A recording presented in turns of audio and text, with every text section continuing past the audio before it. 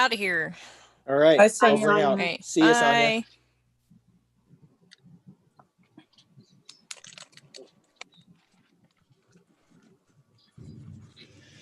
Lisa, a presenter for 1 Million Cups, a company called Northeast Heights Climbing. I just photographed their climbing ropes and stuff yesterday and suggested it to them. They don't have an actual customer yet, but he was definitely interested in presenting. So I think they might soon have a customer. I mean, they gave me a hat yesterday, so I don't know if that counts, but as soon as they have a customer, they're welcome to present. Yeah. So we'd love to have them.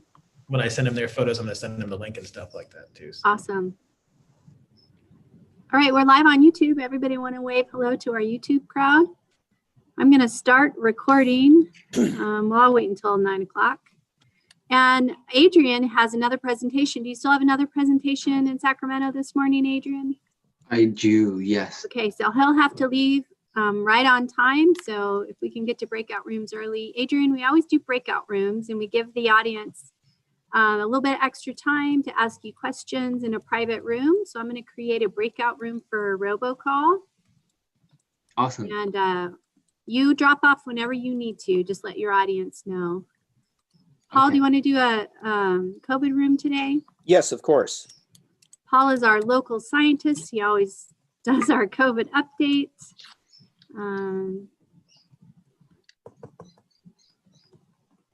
Awesome. Okay, I think we're ready to go. All right. So I'm going to share my screen.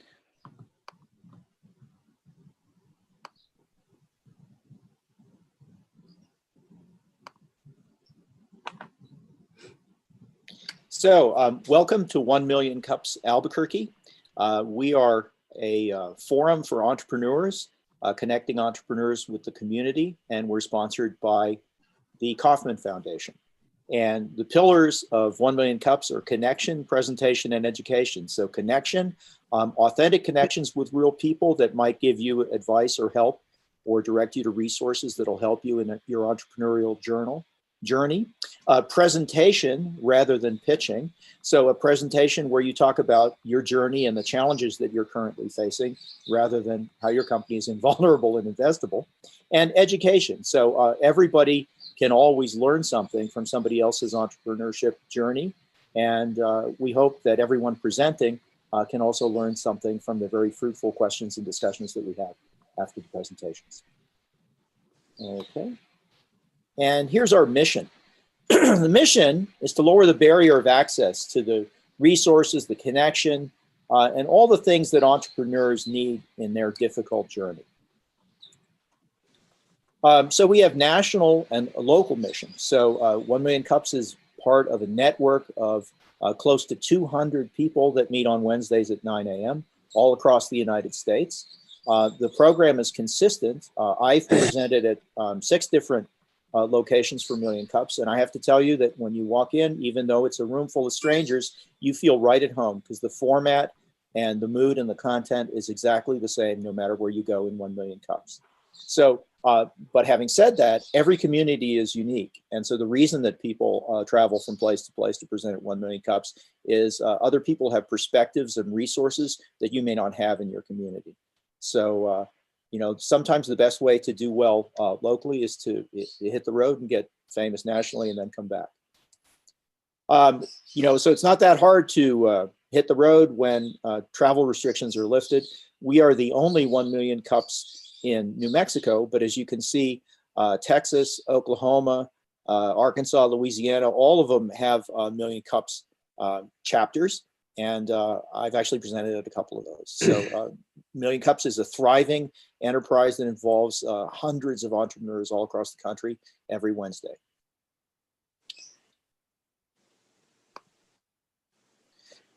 Again, our key pillars: presentations, not pitches; authentic connections, not just passing your business cards out to people and running for the door. And it's run for the community, by the community. All of us are volunteers.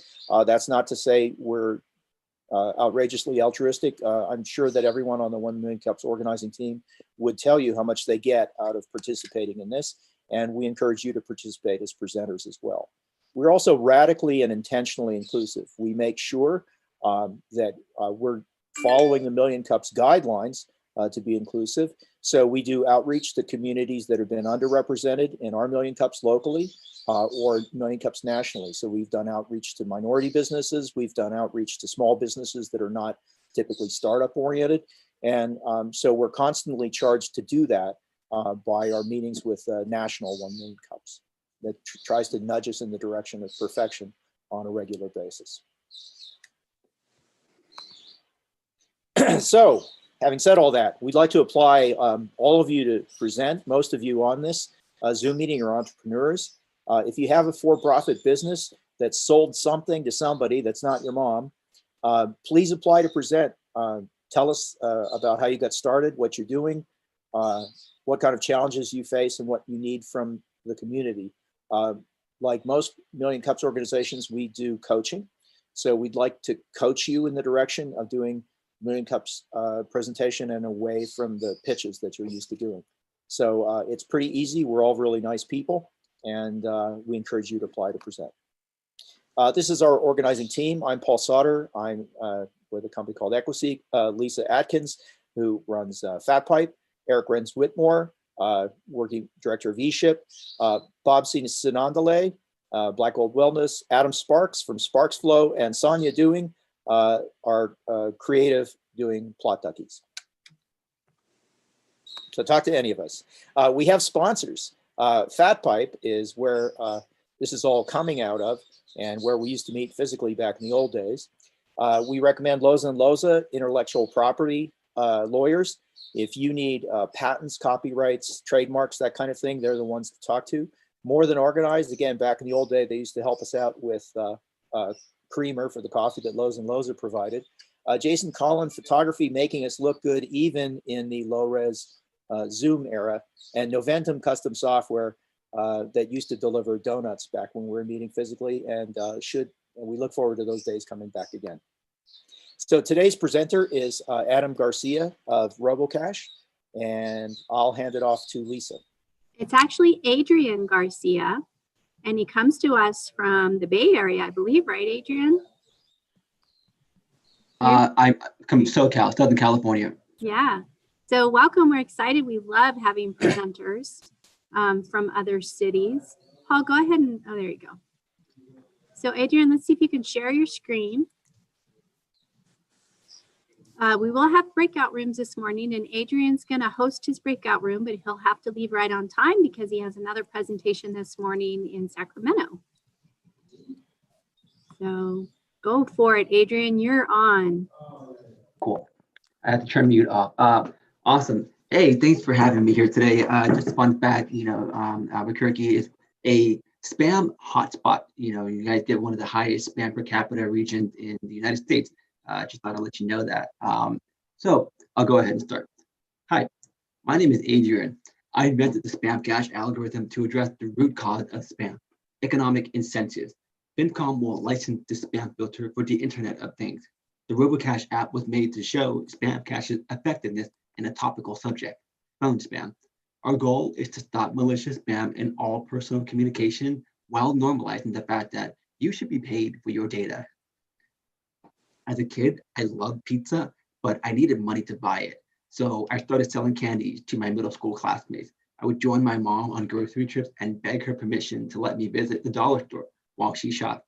I'd buy a bag of 100 pixie sticks for $1 and sell them 10 for $1. My first business had 900% ROI, enough for a Little Caesars pizza and some profit. Since that first roaring success, I've constantly led some form of lifestyle business. Even throughout my PhD, I ran a drop shipping and website flipping business. I also found an awesome loophole for manufactured spending where I would generate millions of credit card and travel reward points by spending a lot of fake money through financial instruments like gift cards. When you're trying to buy and cash out $30,000 worth of gift cards at grocery stores, you learn a lot of social engineering. Also, you get scammed. I lost $20,000 worth of gift cards because some hackers guessed my sequential gift card numbers and stole my money. After a few long months of dealing with bank paperwork, I was made whole. But I found myself wondering, if I could get hacked like this and struggle to get refunded, how do everyday people handle this? This was my first experience with serious fraud. I've experienced every pain associated with payment processors and other fintech methods for the past 15 years. I started exploring decentralized digital currencies in 2013, and it took me a while to realize how digital currencies really work. Hence, they shouldn't solely be used as an investment vehicle. Now I'm at the point where I'm trying to take advantage of the benefits of fee-free, real-time value transfers in ways that no one has attempted. I got my first spoof spam call in 2011, and I realized at that time it would be an ingenious social engineering tactic. Since I was wrapping up college and getting ready for grad school, I had no time to think about this. Instead, I tried using call blocking apps. Umail ruined my voicemail, Truecaller sold my data, RoboKiller took my money, and Hire worked most of the time. The worst part was that I was paying for most of these services and I was still getting spam calls. I realized that over time, spammers work around industry techniques, and it made me curious to figure out why. Why is this such a problem, and why hasn't anyone solved it yet? In late 2018, as I was writing my dissertation, I kept getting bombarded with spam calls, ruining my focus. It drove me insane, and I got obsessed with getting revenge, frankly. I took a deep dive into finding solutions from a first principles approach and realized that spammers steal billions of dollars from vulnerable Americans every year without getting penalties. I also realized this was a global problem, and USA was only the 7th most spam country in the world.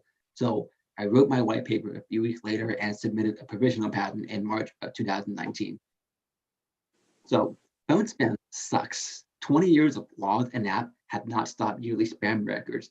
Today's solutions don't address the root cause. If you look at this graph, it shows a clear increase in a linear trend of spam volume over the past 5 years, regardless of do not call and app and all these other solutions we have.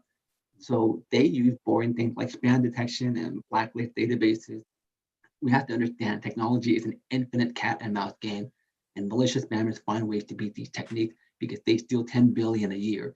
The FCC fined spammers $200 million, but only collected 7,000. Businesses suffer from lost productivity and get marked as false positives. Our laws are unenforceable and our tech is ineffective. At FinCom, we address the root cause of spam with a refundable paywall.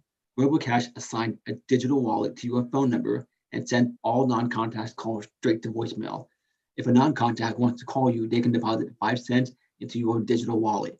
Your phone will ring, and if you answer and the call lasts more than 25 seconds, the caller gets a full refund. But if you answer and don't like the call, hang up before 25 seconds and you'll keep their deposit. RoboCash gives you financial control over your phone and lets you immediately punish bad callers. So we live or die by the network effect. When you get an incoming call from someone you don't know if it came from a legitimate person or a malicious spammer. It looks the same to you. And more than half of us don't answer phone calls anymore because of that. So in the long run, both good people, call centers, and malicious spammers are going to see a reduction in profit from their unsolicited call campaign, because every person that joins the RoboCash network is one more phone number that will never answer an unknown call again. So this reduces the supply of phone numbers that answer those calls, which in the long run is going to increase the demand to be able to access those calls.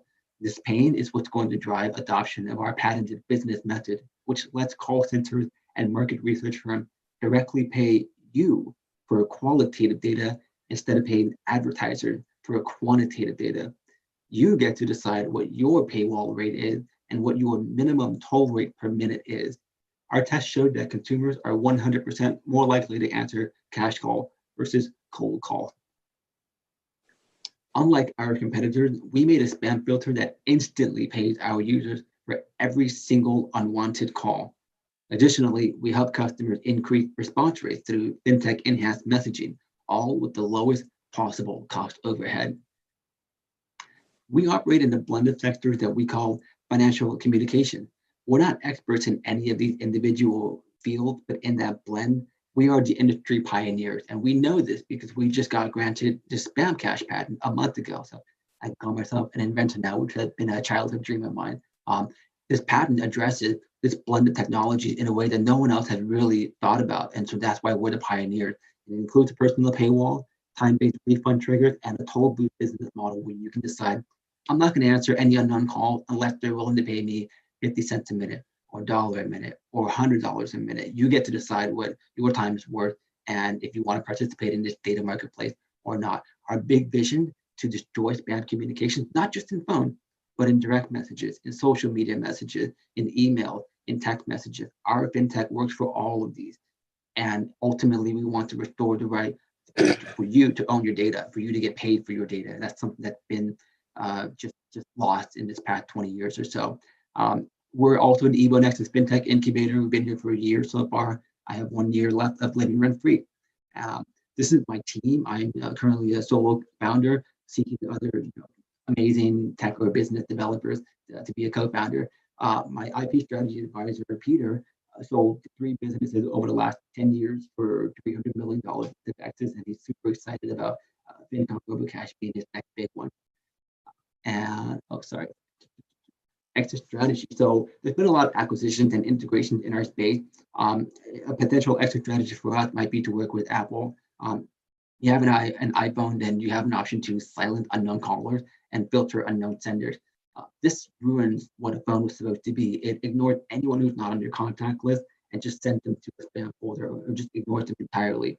Our cashback IP lets people bypass a blind filter with a 5-cent deposit and get that 5-cent deposit back. We have the one piece that Apple is missing to make the phone amazing again. And so that's what we're looking at for potential acquisition. But really, this patent gives us a chance to take the first step in normalizing the concept that corporations should be thinking about how to help you make money from your data rather than taking all your data and selling it to advertisers for you without giving you any cut of the pie. This is one of the reasons we've seen this huge wealth gap disparity between people who know how to make software and everyone else. So why now? The market reward blockchain-based business model. Brave is a cryptocurrency enhanced browser. It beat out Firefox and Chrome and Internet Explorer for mobile browsers. PayPal just started accepting cryptocurrencies. Cybersecurity and personal communication is crucial. Last week, we just saw some more attempts to interfere with our political election through misleading email from foreign countries. If everyone with an email had a personal paywall that you had to deposit 5 cents to get through, and if you respond to them, they get that 5 cents back, it will cost a lot more for nation state actors to try to interfere with our political election. FCC has the requirement for telecom to implement robocall mitigation by next year, and there's a sort of increase in awareness in government and everyday people for data privacy and data ownership. And my 1 million cup ask is to get more users on our app. Try it out. Let me know what you think. I didn't get to talk too much about the micro paywall concept, but it's basically assigning a micro paywall to assigning a digital cash wallet to any unique ID and then facilitating communication monetarily between that ID and anyone else. So it might be your social media address where you don't want to let anyone contact you unless they give you 5 cents and then they get it back if you respond to them. Anyway, we can go to that Q&A. And did I express the bigger picture clearly? And that's it. That's where I'm going to stop. Way to go, Adrian. Nice job. I like the Thanks. fact that you created a company to solve a problem that you actually had. So we're going to go to the questions. And Miriam, you're the first one. Can you ask your question, please? Sure. The first one I think has been answered by this last slide, but I know what FinCom is, but I was wondering the difference between the FYN and the FIN. And I see that FYN is your company, your umbrella company. Okay. Yeah. And the other one is the general universe of financial communication softwares and such, right? Yeah, that's right. And that's sort of, we're trying to make this new, like Mean Girls and that one girl who's trying to make this fetch catchphrase. We're trying to do the same thing with financial communications. So. Got it. Cool. Thanks. Miriam, you had another comment. Oh. Do you want to share it? Sure. While I'm here. So I'm just curious a little bit more about the financial paywall. I mean, right now I have an Apple phone and I have the experience where clients try to call me and I don't hear the ring. And then I'm like, oh, wait, that was my client because all my data is in my CRM. The latest update did start pulling my CRM versus my contacts info in. But when they're brand new clients and they don't get let in, I'm not sure they're going to want to pay. I mean, it's great for the spammers, but for the legitimate people, I wish there was a way. do I at least get their phone numbers or something? So if I get an email inquiry too, I can then add them, or just, If you have them in your CRM and you're willing to work with us through your CRM, we can just any incoming number match it against your CRM. But if they're not, then that's the case where yes, they would get sent straight to voicemail. But I mean, look at how it is today. People they do go to all the voicemail. time. I just want to make sure if they went to voicemail or if they went to okay, then that solves that. Excellent question. JJ, you have a question. Would you like to unmute yourself and ask it? Sure, it's a pretty straightforward question, but we have obviously some businesses here in South Valley in some areas that are Spanish speaking only in certain communities. So I was just wondering if it supports multiple languages. Yeah, so right now we actually have 14 different languages that we support in the app. So you can change it from English to Spanish and then 13 other languages as well. Awesome. Eve, I don't know if you have a speaker. Can you ask your question or do you want me to ask it? Okay, unmute. Okay, so the question I have for you is there's a lot of companies that have, they're like Syntrex. So you call a business and it has an electronic phone system that sorts out by the last 3 digits of the phone number you dial. Can you handle those? They get a lot of robocalls now, lots of them. They make it through. You know, this is the first time I'm hearing about this particular piece of software. So in this case, this software filters out calls based on the last 3 numbers. No, if you own an old style phone system for a business, the phone company, the old landline company will give you one phone number, but the last 3 digits reassign to all the people in your office. So I'm guessing you might be able to filter these out, but I'm not sure. But yeah, now these robocalls are making it through. They do make through, and people pick them up, and it's, do you want to buy a car warranty or whatever? Yeah. I think I get what you're saying now. So our backend, what currently serves our Android application, also works for iOS and for landlines as well. So our backend can work via APIs on premise or via the telecom infrastructure, but we would need to partner with your local mobile virtual network operator or telecom to implement our backend on top of their current infrastructure. Right. Okay. Well, thanks. It may turn out to be a problem for you, but yeah. Yeah, that's a tough one. Just building those relationships is challenging. Yeah. Well, they don't play well with others. That's why. No, they don't. So. These are great questions. If anybody has a question, just post your name and I'll call on you. Adrian, how long have you been working on this technology? I incorporated the company September 21st, 2019. The idea first came to mind November 2018, but I was still doing my PhD then. So I graduated my PhD in September 11, and then I incorporated the company a week later, and I've been here since. And who developed your software? Did you develop it? Did you outsource it? Actually, one of my co-founders turned advisors. He developed the entire backend. He's the guy who helped build the algorithm for A9, which is Amazon's advertising and search algorithm company. So he's got a lot of experience. He built that backend initially, and I added in a lot more on top of that since then. And how many customers do you have? We have one potential customer that wants to use our APIs, and we're talking to them again next week. Another potential customer I'm talking to today at lunch. And honestly, right now, in form of revenue, we have 0 customers that have actually paid us, but we have 151 users on the Android application, and hoping to get iOS out there next quarter. So these are native apps. They're not. Those 2 are native apps. Android and iOS are native apps, and for our customers, they would be using our API. So we give them an API key, and then they integrate that to be able to give all of their users a wallet. Miriam, that's a good question. Go ahead and unmute yourself and you can ask it. Yeah, so I was just trying to pull it up, and for whatever reason, I always struggle with QR codes. And so I went to your site and I don't see a way to download. Then I went to the App Store and it doesn't come up. So I'm wondering how you download the app. App Store. So you're on the iPhone, yes? Yes. Okay, cool. We're only on Android right now. Through our website, there's an email form, myrobocash.com, where you can add your email, and we don't spam you, so we just let you know when the app is ready. It would be ironic if we spammed you. It would. I can do that. Thank you.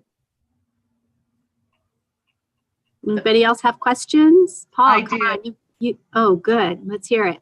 Okay, so the software sits in front of the phone company switch. I'm an old retired phone person, so I'm trying to get a concept of where your equipment or your app is. Yeah, it is not. It is actually just on your device. So on the actual device itself is the only place where we need to operate.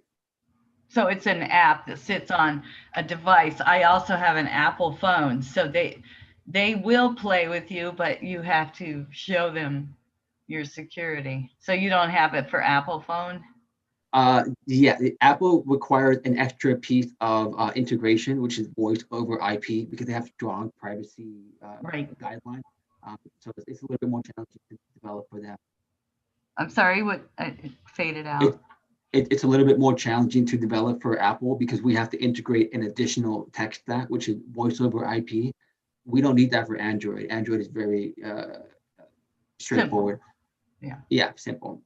But yeah, they will play that. And it works on the device level right now. We don't really need to, integrate with PSTN or switches or anything like that. It just, I haven't gotten that far, honestly, in that conversation. And I really would love to be able to speak to someone experienced in the telecom industry so I can better understand how to integrate.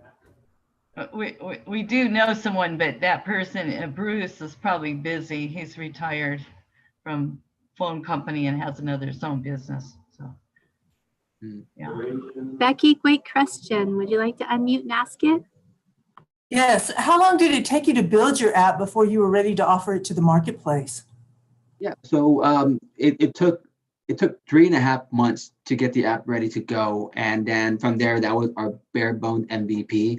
So 3.5 months to get the MVP out there, and that's just because I'm super new to Android development. I had to learn everything, so that was a challenge. But now at this point, I would say an experienced developer would be able to build it maybe in a month and a half. Pretty impressive. Paul, would you like to ask your question? Sure. So this sounds like something that could potentially be of interest to everyone, which is kind of good news and bad news. The bad news is when you're rolling out a new product, you really need a tiny beachhead to take complete control over. So if you had your wishes, who is the first group of customers that will evangelize to other people about your product? Where's the first place you'd like to get widespread adoption? Everyone's got a phone. It's not everyone. So there would be two. So we have a dual-sided marketplace where we have end users who just want to use RoboCash as a defensive mechanism to stop phone call. And then on the other side, we have market research firms and call centers who want to use spam cash to encourage people to pick up the phone and talk with them. So I'll talk about two. On the user side, the ideal first early adopters are going to be people who just take phone calls from their friends, their family, and their work. So your, blue collar, white collar workers, people who don't really need to take a known incoming call to further their livelihood. It might be a chef in a restaurant or a cook or someone who works in construction. So I think those folks would be our ideal group of customers because they don't mind blocking out all phone call right away and getting a little bit of cash for each phone call is pretty nice too. On the customer side, I think that it's going to be people who work with restructuring debt, but positively. I've had a lot of people come to me and ask to use this tech for what I perceive as obvious scam, blasting out robocalls to people and trying to sell them coronavirus false cures and whatnot. And I can't work with those people at all. It's just weird. But there are some legit companies that help you, restructure your loans, and they need to talk to you. They need you to pick up the phone so you can have a conversation with them and better improve their sales process. So I think those folks are probably going to be the, megaphone on the customer side. Adrian, I'm worried that someday I'm going to block a friend because, like, one of your first slides showed that you actually got a call from someone you knew, but it was someone who had hijacked their phone number. Yeah. So, in the long run, we can stop. It's a great point you bring up. Whitelisting any phone number, whether it's your friend, whether it's, whitelisting a bank number or anything else, it's an entry point for malicious scammers to figure out these are the whitelisted numbers. Let's fake our phone number. So it's coming from there. So in the long run, every single incoming phone call using our financial filter would be the way to mitigate that entirely. But that's like super long run. So it's cool. It's cool technology. So here in New Mexico, and I actually didn't prep you on this, so it'll be interesting to see how you answer. We have 2 questions. Most 1 million cups cities only do one. The first is, what can this community do for you? So what you can do for me is spread this via word of mouth. If you have friends, I know you, we don't really see our friends as much this often with this whole COVID environment, but family, anyone that you talk to, if you notice that they're getting a spam call or that they, complain about it or something, just remember RoboCash and tell them about it. We'd love to pay more people. We made 521 payments so far over the past month for a blocked phone call. So let your friends know about it. Just remember us when spam calls come around, and when iOS is out, give us a try. And then Adrian, the second question we ask in New Mexico is red or green? Do you have any idea what that's referencing? I had someone comment. Yeah, I don't know. Red or green came up earlier this morning too. Here in New Mexico, we live off of Hatch chili, and you can either get it green or you can get it red, and most people have a preference. So one of our questions is red or green. If you were to eat New Mexican food, definitely say green by far. Awesome. And just so you know, in case you're ever asked again, if you like both, you say Christmas. Oh, cool. All right, I'll keep that in mind. So yeah, Clifton, that's a really good comment. Could this dovetail with AdWallet? I did mention AdWallet to Adrian. Adrian, we have a local startup in New Mexico called AdWallet, and they pay people to watch ads. So you're basically paying people to stop spam, and his company pays people to watch ads. Perhaps, and he's done a really good job of marketing. He came from the marketing industry, and the ad industry. So if you would like an introduction to him, I would be happy to introduce you to the founder of AdWallet. You never know, there might be some synchronicity there. So I would love that. Yeah. I am assigning people to breakout rooms as they request. So we'll get those started in a minute. And we have a little bit of time, and I see some new people on the call. So I'm going to pick on someone that I don't know, and I'm going to ask you to introduce yourself. Let's see. Well, most of the new people have left, it looks like. How about you, Jim Mortensen? Jim Mortensen, can you turn on at least your audio and introduce yourself?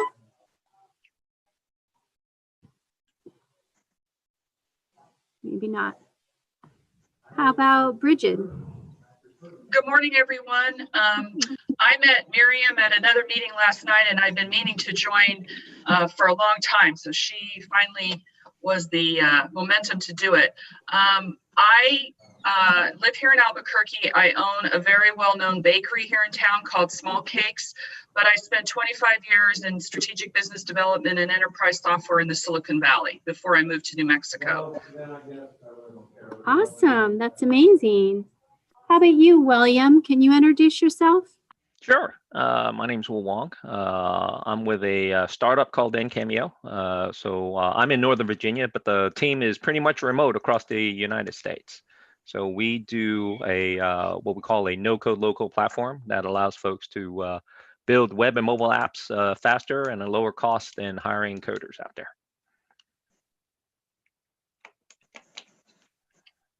Much needed.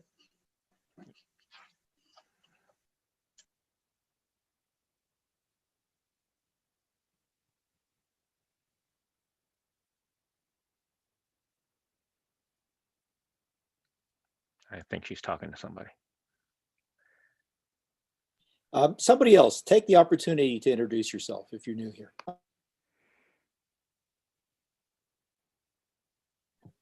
This is very unusual. Oh, good. I am not Clifton. He's a cohort of mine. My name is Sarah Manning. I am with the Alliance for Local Economic Prosperity here in New Mexico. We're all across the state, and we are the people who are working to bring a public bank to New Mexico. And we're very interested in this platform because we think a public bank will be able to increase the amount of funding through local banks and credit unions throughout the state. And this is a problem in New Mexico because we don't have that kind of funding easily available. So that's the problem we're trying to solve.